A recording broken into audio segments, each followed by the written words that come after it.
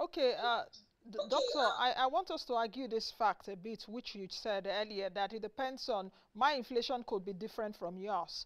But how do you juxtapose that to the household expenditure data from the NBS that says that Nigerians spend close to three-quarters of their income on food alone? So whatever inflation that you have, if whatever inflation you are suffering, we all have a commonality, which is about three-quarters of our income is being spent on food. So how do you argue that with what you told me earlier, with what you postulated earlier?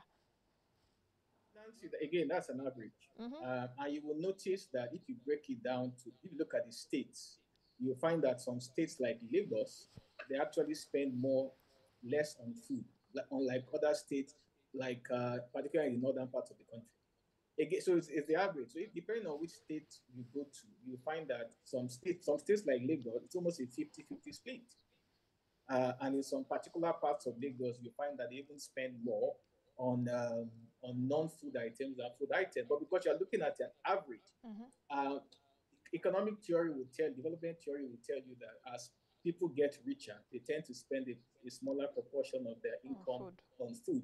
So the richer parts of Nigeria are spending a lot less of their income on food. But because Nigeria has a larger poverty level, you'll find that a larger proportion of the country is spending more on food, and that's why the overall average is, like you said, three-quarters. But that doesn't mean that every Nigerian across the country is spending 60% of their income on food. The richer the area, the less they're spending on food. But the richer areas are less than the poorer areas. And that's why you still have consumption expenditure dominated by food. And because food is not really it's not discretionary income.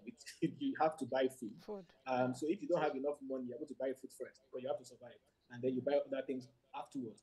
But once your food needs have been taken, then you can spend the rest of your income on all different kinds of non-food related luxuries. Okay.